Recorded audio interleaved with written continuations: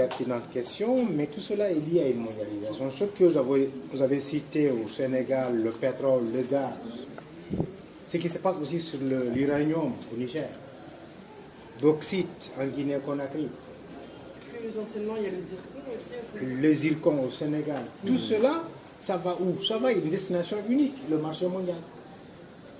Téléguidé et manipulé par des multinationales qui cherchent à voir comment chacune d'elles peut faire pour squatter nos richesses à partir bien sûr d'une malgouvernance ici et de la corruption. C'est ça qui constitue donc le mal le plus ardent aujourd'hui dans le monde et qui creuse les inégalités, qui creuse la suspicion, qui creuse aussi donc le doute dans la gouvernance et dans l'exploitation des richesses. Il faut donc comprendre que quand on parle aussi de Petro-Tim au Sénégal, Petro-Tim a les mêmes attitudes aussi que pourrait avoir éventuellement une autre multinationale française que sur l'uranium en Guinée. Une autre multinationale aussi sur le zircon venant d'Australie au Sénégal. Bref, le monde est devenu aujourd'hui, pour tous ces multinationales, une sorte de marchandise déshumanisée, où les peuples n'ont plus une existence avérée et des droits à faire valoir, mais tout ce qui compte, c'est le profit et les bénéfices de la multinationale.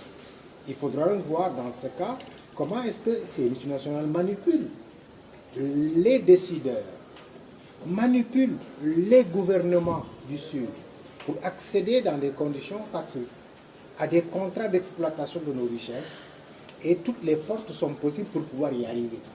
Des portes de contour, des portes de fenêtres, des portes grandement ouvertes ou moyennement ouvertes, tout est souvent utile pour voir comment est-ce que je fais pour mettre la main sur les richesses. Et c'est pourquoi la connexion que nous sommes en train de vouloir faire entre le sommet de Davos, où des peuples africains et du monde vont se retrouver, chacun aussi donc présentant ce qu'il pourrait offrir comme possibilité de marché.